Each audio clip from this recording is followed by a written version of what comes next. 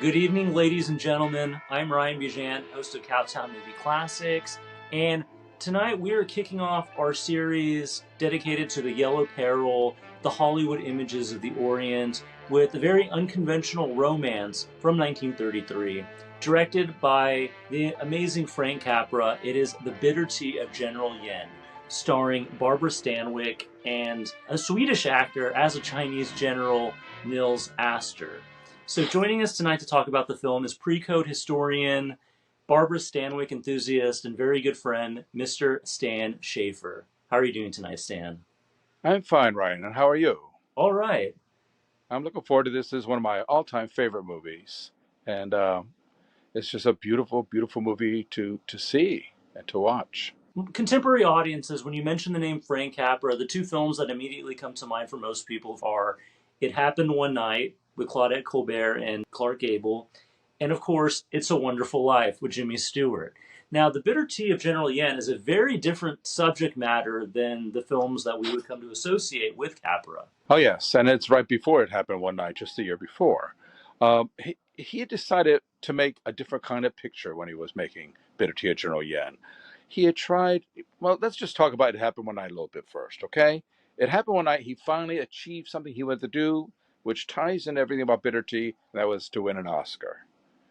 Before Bitter Tea, he made a movie called American Madness with Walter Houston. That was very good, got good reviews. He thought he was on the track to get that Oscar. His problem is Columbia was a minor studio, so it didn't have the clout. So there was no Oscar for Frank. Cohn said, Harry Cohn, the head of Columbia, said to him, sometimes you make too many things that are a little too comedy, all kind of stuff. The Academy doesn't go for that. We got to go for something different. Well, Capra thought about that. And at that point, Walter Wanger had come onto the Columbia set, and he was producing some movies there. He and Cohn didn't get along well, but he brought in a director named Herbert Brenon to direct Bitter Tea of General Yen. And Herbert Brenon was a very successful silent movie director, and things didn't work out right. And so Harry fired him. Capra wanted this movie. He was after it. He thought this was the movie to make. This was an art piece. And that's how he thinks he could win an Oscar. Constance Cummings, who was his leading woman in American Madness, was a very fine actress, and she was attached to it at that point. But as soon as he got hold of it, he thought, oh no, there's only one person for this role, and that's Barbara Stanwyck. Now, there's a lot of story there between Barbara Stanwyck and Frank Capra. They had made earlier Ladies of Leisure, Miracle Woman, and Forbidden. So this is their fourth movie together. A little bit more of that on the personal side. Frank Capra was in love with Barbara Stanwyck. Well, who isn't? Well, of course, I'm right in the front of the line. And he says in his autobiography, the name of the title, that if she had accepted what he was trying to do, and he was trying to get her to divorce Frank Fay, who was a horrible man, and marry him, he would have married her. She didn't, and so he married his wife, Lucille. So all this comes to play in Bitter Tea of General Yen, because like we said, it's a great romance, but you know what? It's talking a little bit of the great romance off the screen, besides what's on. It's beautiful that way. And he knew what he was doing. He was making an art film. The cinematography by Joseph Walker is absolutely phenomenal. And Stanwyck plays an American missionary who comes to China to take care of those heathens, as they would say. The beginning of the movie is it's the most racist probably of the whole movie. There's even a time when one of the ministers does a little speech, a little story about the crucifixion and how, well, perhaps he should have told these heathens that story. So it sets things up. Also, in the beginning, before we start the movie, I'd like to say, look out for Clara Blandick. Now, she's hosting the party where Barbara Stanwyck's arriving so she could meet her future husband. Well, she knew him already, but meet him there. And it's Clara Blandick. Clara Blandick was Aunt M in The Wizard of Oz. And even earlier that year, she was being mean to Barbara Stanwyck, sending Barbara Stanwyck to prison. But here now in this movie, Bitter Tea of General Yen, she is welcoming her. And she has a few things to say about Chinese people, too, that are like, oh, no. So it's good. Take a look and watch out for Clara Blandick in the beginning. Right. Well, there's certainly a lot to discuss about this film. If you're in the audience, please stick around after the movie so you can hear the rest of our conversation. Without further ado, from 1933, director Frank Capra's The Bitter Tea of General Yin.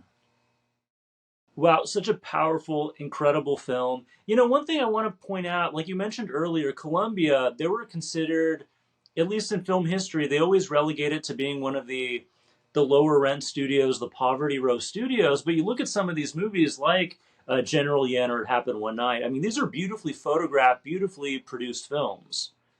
Well, Harry Cohn was very lucky when he got two very important people as part of his law.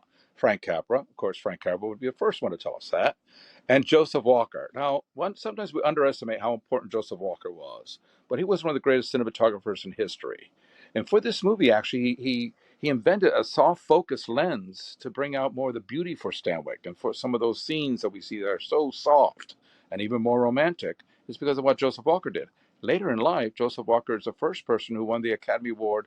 It's called the Gordon Sawyer Award for innovations, and he was the first man to win that. So let's never underestimate Joseph Walker, who also worked with Capra on most of his movies, even right up to It's a Wonderful Life. When they were at Columbia, he was on that too. So Mhm. Walker's very important. And that Yeah. helped Columbia. And when you were talking about the studios too, what was happening that, especially when Joseph Kennedy brought in RKO, there were the five majors: MGM, RKO, Paramount, Warner Brothers, and Fox. Fox, of course, became 20th Century Fox, and then they considered them the two minors, Columbia and Universal. Even though Universal was like the oldest on the West Coast, but that's how it was. And so there was a snobbery involved. And of course, whenever you talk about MGM, it was the epitome of snobbery. And so, of course, Louis Mayer always made sure things for the Oscars went his way as much as possible. Right. And wasn't there a factor that like the companies like MGM, Lowe's, Paramount, they own their own theater chains where Columbia and Yes. Universal did not? Yes. And that's a very important part of it. And they did that till the late 40s when they were challenged in court and had to divest, which changed everything when Hmm. that happened. So one of the male lead of the film, Nils Astor, as I mentioned earlier, he had a Swedish background. My understanding is that in his day he was considered the male Garbo, the male answer to Greta Garbo.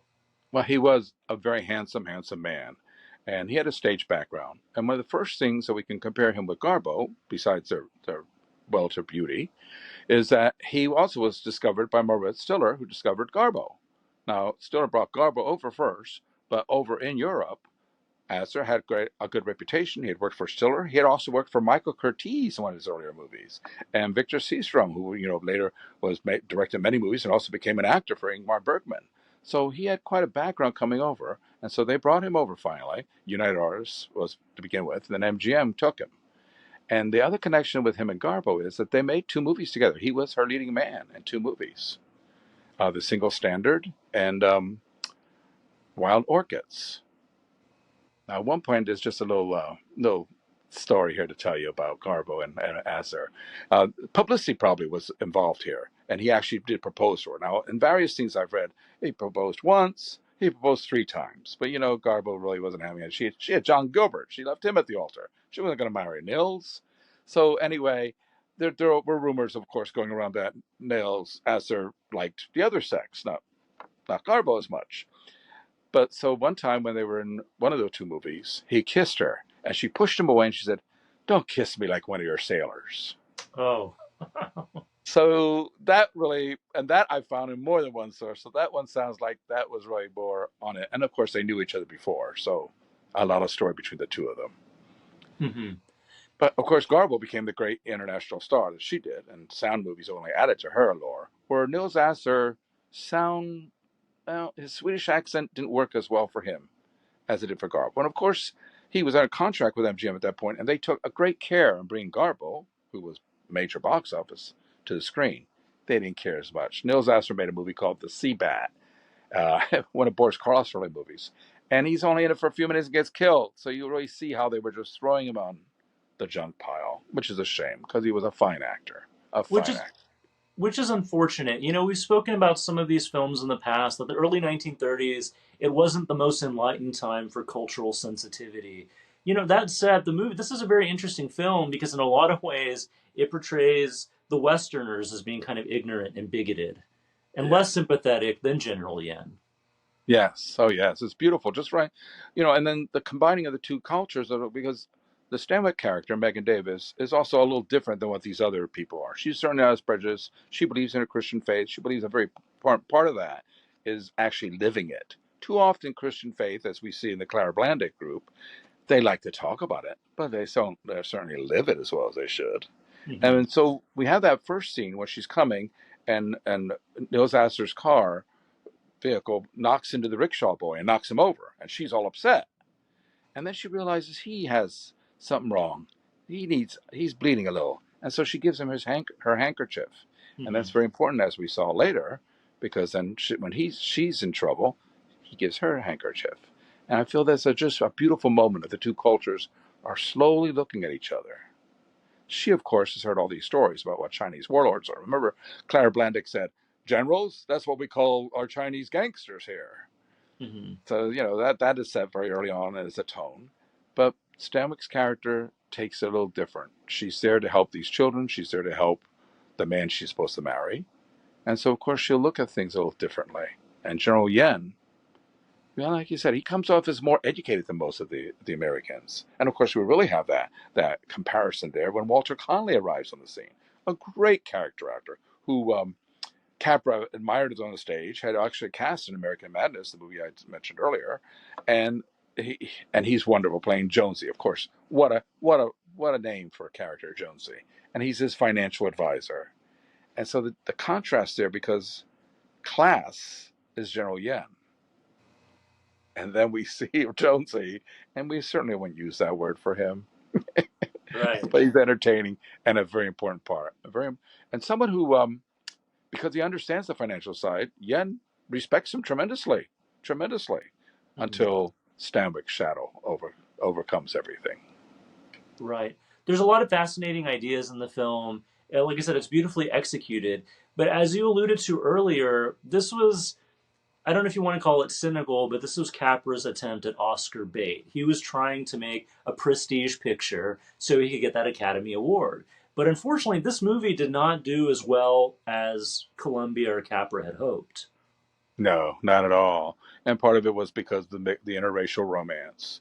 People weren't ready for it. Capra overestimated things. He thought they would be. He actually did work hard at presenting it in a way by casting a Caucasian as an Asian, so it'd be more acceptable. Now, unlike many movies at this time, Capra did cast many Asian people in major roles.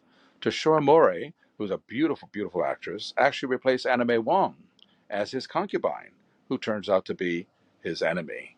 But she also turns out to be, well, at first it seems like she might be Stanwyck's confidant, but she's playing every game she can because, well, she's in love with a very handsome Richard Liu.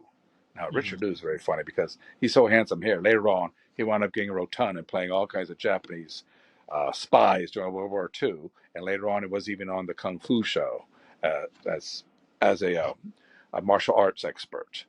But she's in love with him, and so that overrides everything. Even though Stanwyck's character, as we saw, actually puts her life, or we should say her morality, on the to sacrifice for her. At that time, in many parts of the United States, of course, interracial relationships were outlawed. So to circumvent that, obviously Hollywood didn't want to poke the bear, or they didn't want to make it a big thing. So when they were brave enough to do stories that dealt with interracial romance or relationships on the screen, that sort of by necessity forced the use of what we call yellowface or browning up for other You're absolutely right. ethnicities. You're absolutely right. In fact, before they cast Nils Asser in the role of General Yen, three other Caucasian men were in the running. An actor who actually had Latin roots, Leo Carrillo, was the first choice, and Leo Carrillo, many years later, would play Pancho to the Cisco Kid on television. Yeah. So he was right there in the first things. And then Chester Morris, who was a very, very fine actor, who probably would have been good in the role, he was also considered for it.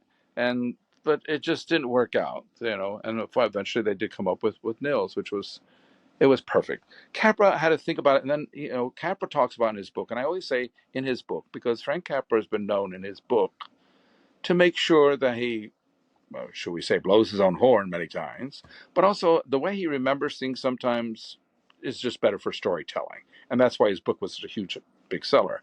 So he thought he had to realize what is the difference between Caucasian and Asian men. And of course, we're talking about the eyes. So he actually had them trim the eyelashes for Nils Asser to make it look.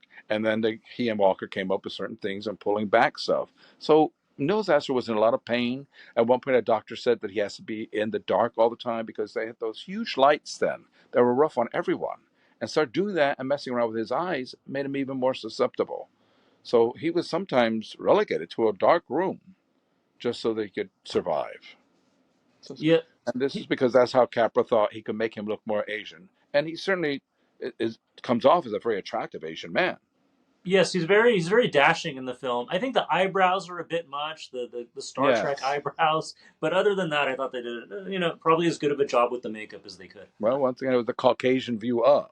And of Yeah. course, when we want to play into the whole thing about interracial, because that was a big to do, it was illegal in many states.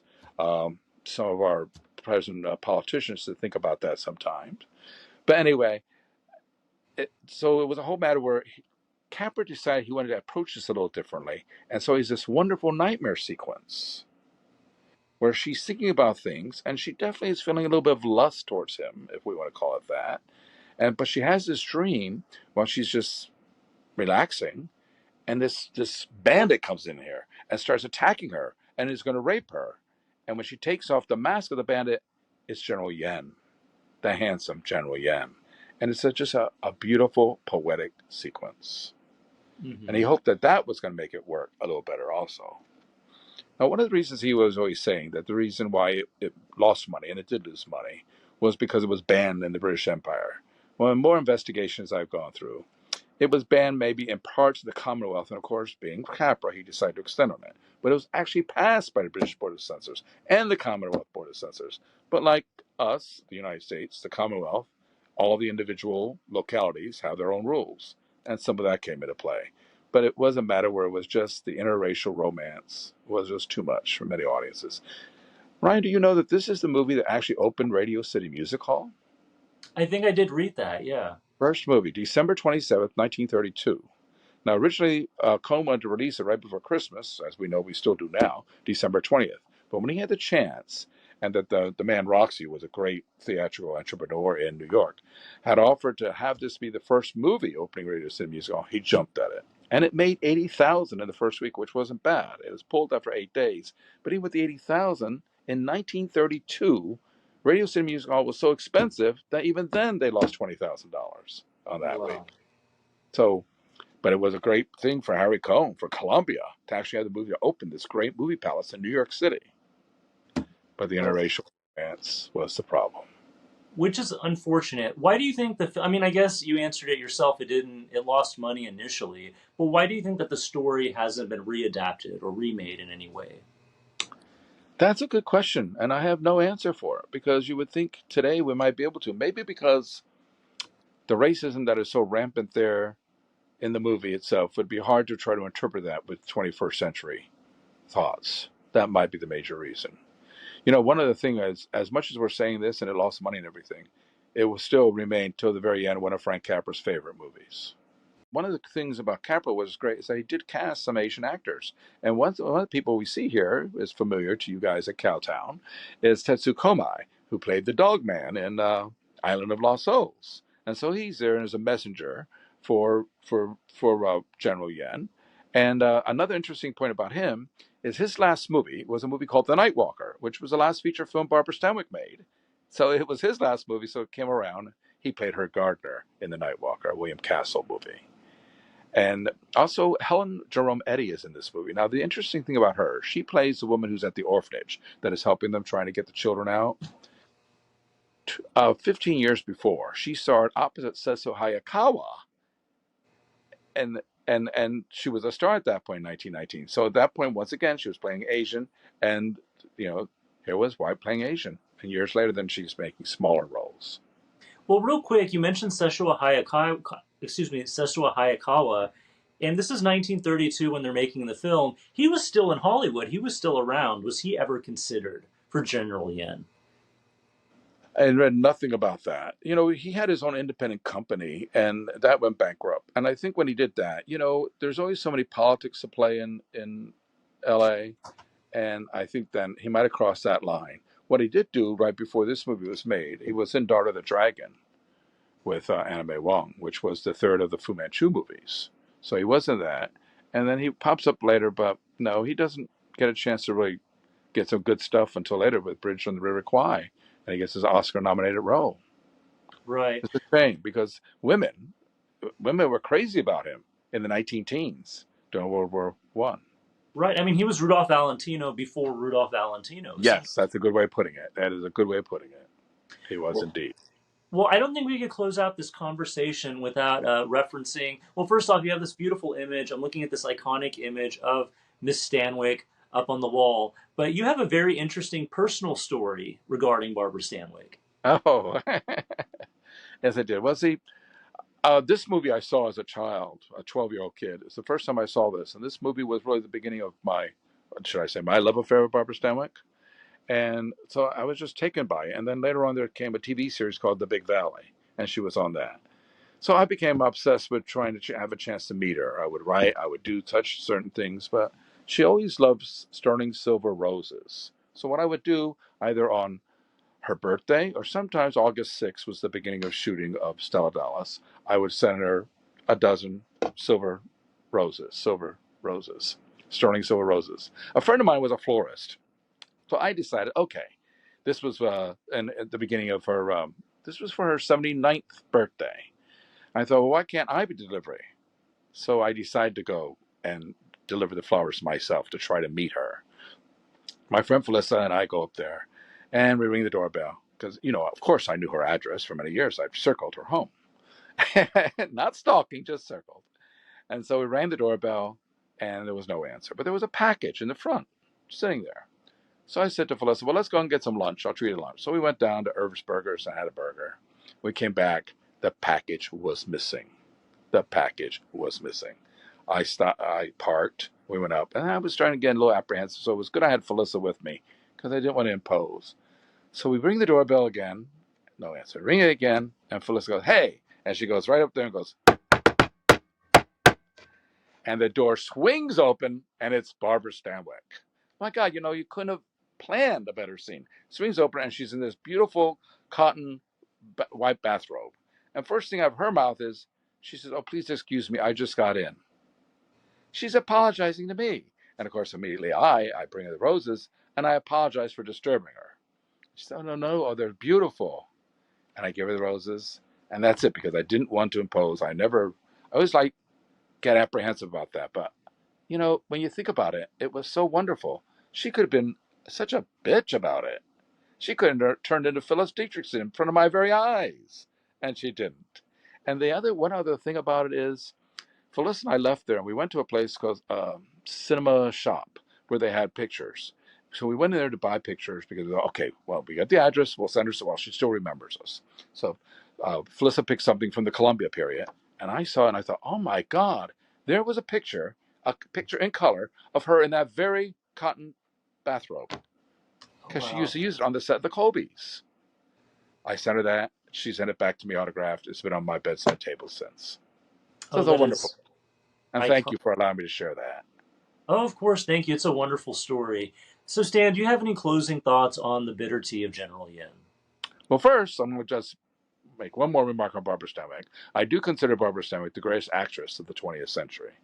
Now, that's not to say I don't like Betty Davis or Katharine Hepburn, but of course, they were those bigger studios, and we're getting back to studio politics. And Stanwyck traveled because she would go for the work and had an agent that was very good at helping her. One of the Marx brothers, Zeppo Marx, was her agent at one point.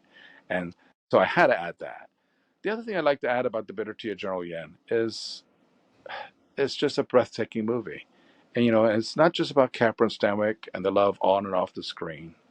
It's about Joseph Walker and how Joseph Walker was great. When Joseph Walker wrote his autobiography, it was called The Light on Her Face, and Barbara Stanwyck wrote the introduction to it. That's how much they had that kinship. And that's where I like to leave it. And just remember that it's a love story. Forget about all the racism in it. Just remember the beauty of the love story and the poetry of the film. Well, Mr. Stan Shaffer, thank you so much for your time. It's always a pleasure hearing from you. Thank you, Ryan. Take care. All right, if you're in the audience, I hope you enjoyed the film as much as we did. please join us in 2 weeks. We will be back with The Mask of Fu Manchu, which, if you've never seen it, it is one of the wildest, craziest, most offensive films you're ever going to see, but it's a lot of fun. Once again, my name is Ryan Bijan. We'll see you next time.